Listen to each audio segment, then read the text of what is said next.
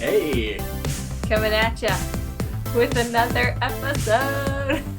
Marriage Talks Podcast. All right, hit us up. Hey there, and welcome to Marriage Talks, a real, authentic, and relatable podcast about how to thrive in your marriage. I'm Elizabeth Ann. And I'm Michael. And today, we are sharing how we communicate in the day-to-day to eliminate fighting. But before we get into the episode, we want to let you know that today's episode is brought to you by the Marriage Talks Patreon. And with that, you can find a ton of extra content, and it is really a great way to help support us and helping us help other marriages thrive. We will leave links in the show notes so you can check it out. Yeah. That's all I had to say. I was going to say more than just, yeah. Do you want to start us off with our topic? All right. So, as always, we are not marriage gurus who have all the answers. We are coming at this from experience, what to do, and mostly based on what not to do. Yeah. Let's be real. Don't make the mistakes that we made. Yeah. So we got some good stuff for you. A few examples of things we've done that have been helpful, things that haven't been helpful. But we hope that, conflict is avoided with your marriage, because that can obviously be like a massive part of any marriage. We're going to give you some tools, some tricks of the trade to put to use in a daily form. Yeah, that'll be good. All right. The first thing to remember is that you don't win if you win an argument. So winning an argument, it's it's fake. If you actually feel like you won an argument, you've lost. Yeah. Because one person comes away feeling like a winner, the other person's going to obviously be feeling like a loser. So don't do that. Well, it's just when you set out to win the argument, you're stroking your pride more than valuing the relationship. So that's what we mean by, and we have both done it. We've both done it where we valued being right and proving our point in an argument versus preserving the marriage. So not only have we done it, I feel like I did it 3 times today. Probably. I think we do it each at least once a day, because we're human and we will make mistakes constantly over and over again. Yeah. So praise Jesus for grace. Yeah. I do want to say, keeping in mind with how we the tactics that we're going to share of how we help eliminate fighting in the day-to-day, is that you have to keep in mind that when an external deadline is set, that kind of trumps whatever either one feels like they need to get done in that day. So for example, if a bill needs to be paid on a certain time, or you have a conference call, or a mastermind, or something where you didn't set the deadline, or the ending point for something, it's an external deadline, those things need to take priority because they weren't set by you, and you need to abide by them. Everything else that we're going to be talking about is just kind of like a to-do list that we personally have. So Michael always has a running to-do list, and I always have a running to-do list. And so those are the things we're going to be talking about, not necessarily I have to do this thing because so-and-so set the deadline. We're not necessarily talking about those things. And the biggest thing to keep in mind, besides the winner loser thing, avoid that, but the whole point of any fight or disagreement is to arrive at a resolution. If you don't do that, then you're just driving yourselves apart in small ways, sometimes big ways, depending on the argument. But resolution has to be your goal. The first thing that I've actually been really intentionally putting into practice lately is asking Michael, what is it that you would like to accomplish today? That's the first thing that we do on days when we're together. So when Michael's at work, he's doing work stuff. When I'm at home, homeschooling and doing housework things, those things aren't really applying to what we're talking about. It's that when our time is shared and we're in the same place, we're in the house together, and we both have an idea in our mind as to what's going on. So I approach Michael and I say, what is it that you would like to accomplish today? And then he lets me know. And then I share with him, okay, here's the things that I'd like to accomplish today. And what that does is kind of put all the chips on the table and say, here's what I want to do. Am I going to get to do all those things? No. But it allows us to say, you know, just be honest with the other person and up front, you know, I have these projects that maybe he's in the middle of something and it's a timely manner. Like, I really do have to keep pushing forward with this. Like, okay, how can I make that happen for you? Which means I need to compromise on my list a little bit, which is fine. There's nothing wrong with that. Because the ultimate goal is like, how do we help each other? How do we serve each other? Not how do I come out first? How do I get my to-do list done right away? Yeah, it's been especially big with lately because I've been home a lot more, like a week at a time, several weeks at a time with the quarantine.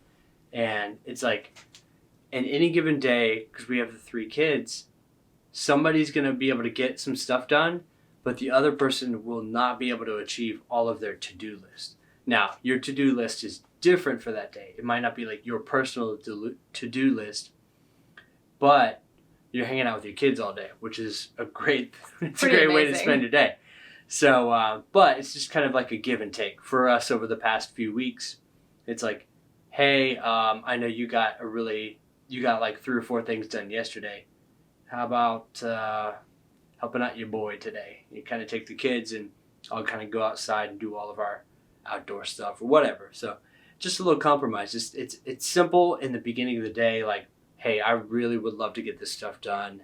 You don't even have to bring up, if you think it would be contentious, like, don't bring up the whole fact that yesterday you got your day and I want my day too. Yeah, and I would even say that that's probably not a good thing to say. It's just that I would really love to prioritize the things that I need to get done, because when like we've started to point fingers at each other and say, well, you got to do this, so I should do this, it doesn't end well. It's just as like, okay, back up with the toot, okay? Like, we don't need that. But no good. When I'm really listening and cherishing Michael, then if he comes to me and says, I would really love to get this project started or done or move forward on it, then if I'm listening to him and really hearing him and what he's communicating to me, and the fact that I love him dearly, I'm going to say, you know what? Yes. Thank you. Move forward. So sweet. I do love you. Yes, move forward in this project that you have, because, you know, we serve each other. And sometimes that looks like compromise and other times it looks like something different. But it's also an unrealistic expectation for me to think every day, well, I'm going to get all of my to-do list stuff done and we'll see about yours. You know what I mean? Like, that's just silly. We would have some words if that's how you approach things. Yeah, that's not a good idea. No, thank you. That's not a good idea at all. I've learned that lesson, so just don't make that mistake. But this leads really well into our second point, which is be flexible. You have to be flexible, because just like everything in life, you're not going to get to do what you want to do. And I learned this over and over again every single day. Children will do that to you.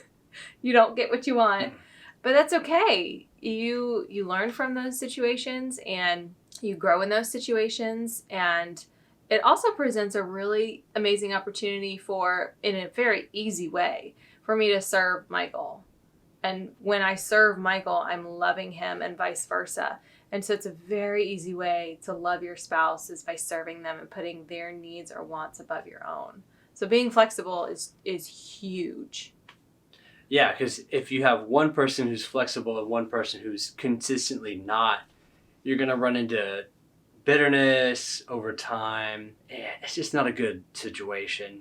So you just got to make sure that you're both being flexible as much as absolutely possible, because the net effect of that is going to be huge for the marriage, for each individual member and the marriage as a whole. Yeah. So be flexible. Yeah. Be flexible. It's a hard thing to do, and it does not feel natural because we are all selfish, sinful creatures. So being flexible is not going to come easy. Just know that when you try to be flexible with your spouse and it feels really difficult, or like, this feels strange, I'm having an out-of-body experience, it's normal. Like, being flexible is really, really difficult.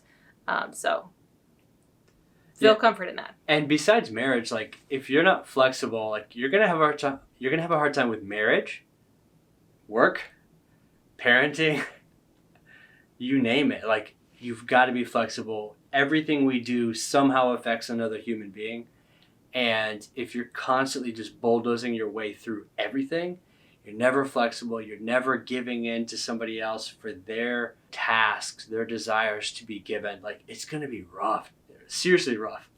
Well, yeah, and it's also going to prevent. It's going to put up this wall that nobody's going to want to try and penetrate if you're not flexible. In the times when I'm really, really selfish and looking out for my own needs and own desires, I put up this rough exterior that really puts people off. And you've been told by people months after knowing them, I was kind of afraid to talk to you. Once you become friends with somebody, one particular time, I was I was kind of afraid to talk to you because you seem like this kind of hard to get to know person, a rough exterior, like you were saying. And then I got to know you better, and then it was oh no, that's not really who you are. That's happened more than once. Yeah, I don't know why. I'm a lovely person. Yeah. But I think part of it is if I'm in a place with my kids and I'm having to wrangle them, I've got 3 kids, 5, 3, and 1. If you approach me and you want to talk to me, you are 4th or 5th on my list. That's just the way it's going to be, because I am making sure that the safety of my kids is met, and I'm making sure that whatever Michael needs is met, and then you'll come next. So that's just the reality of approaching a parent, and you just have to keep that in mind. So I love meeting new people. Don't get hurt by it. No, I love meeting new people. You just have to keep in mind that with any parent, it's not just me. If you're watching your kids and making sure that they're safe, I will be in conversation with you, but I'm also going to be keeping an eye on my kids. That's just the charge of a parent, So yeah. That's just what I gotta say about it. Yeah. It's all good. The last point is set aside your pride. And this is massive. Absolutely massive. I am prideful. Michael will tell you he's prideful. And it serves our egos when we can accomplish something and we can knock something off our to-do list and feel like we have been productive. So cherishing that to-do list over cherishing the marriage is very easy to do because it's extremely selfish. It's just so important. Yes, if I approach Michael with some projects that I need to do and he approaches me with projects that he needs to do, there will be projects that take precedent over the other, and sometimes it will not be mine. But I need to recognize that maybe one of his projects is more important than mine. That doesn't mean that mine don't matter, but it just means that in this moment in time, he really needs to accomplish his project. Today, you had to put some pavers underneath an area of our fence because our dog was digging. She's an escape artist. It's crazy. Not really. She never, well, she has, but. No, an escape artist, she doesn't jump the fence or anything, but if she can get out of a door, she just wants to run free. She's a lab retriever mix. So if you know that dog, they want to run free. Run after everything. Yes. They want lizards, squirrels, everything. You name it. So she will run out the door. But so Michael needed to make sure that was digging proof. And so he had to put some pavers down and just make sure that she was safely in our fence. We didn't provide any opportunities for her to get out. But so what that meant was that while my projects still are important, it's that one is more important than me accomplishing mine right in that moment. So that's right. Way more important. I needed to help him accomplish that because it just was a priority. Because everything, when you put your to-do list together, everything has a ranking. It just will. You have to recognize, and when I say you, I'm really preaching to myself. I need to recognize that things take precedence over the other, and we just need to figure out what's the top priority and then what comes next and next and next. But setting aside your pride is very, very difficult, but it really helps preserve the marriage. Yeah, I really used to think that I was pretty humble, and I have a degree of, well, if you say it, you're probably not humble. So I'm super humble. I like to call it humility. But as far as like setting aside your pride, when we first got married, I would say I was pretty good at that. And it became abundantly clear to me as we became a more connected, like as we, each anniversary goes by, you grow a bit closer to your spouse. Hopefully. It's not a given, but yeah, that takes work. I feel like we have, because we're trying to. But it's one of those things where like, oh yeah, I'm really good at setting aside my pride. No problem. Like I can do that. I can put my needs behind hers. But it's easy to say. But as I kind of look back at how I was behaving, I was like, yeah, I'm not really that good at that. Certain moments, yeah. But if it's an argument, like what we're talking about tonight, in the heat of the moment, if I have a point, I really want to make a point, I'm going to make sure I make that point. And I've noticed, well, I say I've noticed, I've been told that I have a hard time like hearing the opposite side of the argument, which is true. I'm trying to think of an example and nothing's really coming to mind. It's just like generally I've been worse at this lately than usual. It's like if you've got your point so much in your mind that you've kind of cut off the other person, like you're just going to get nowhere. So putting aside your pride is important because if you don't do that, you're just never going to hear the other side. And kind of like we talked about on previous episodes, if you find yourself getting to the point where you're just unwilling to hear the other person's side and you're starting to think of ways where you can just kind of like, oh yeah, that's going to go in, that next point's going to go in really well. It might be time to like just step out for a second, cool your jets, and come back to the problem. That's the big thing.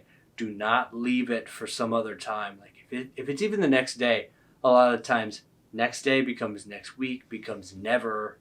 So prioritize, like I'm going to take 5 minutes and we're going to come back to this, but everything I'm thinking about right now is terrible and it's just meant to hurt.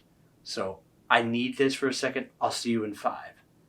You got to be kind of aware of yourself to know when that kind of stuff is happening, when that train of thought is becoming unhealthy and you need to get out of there for a minute. I think that's huge.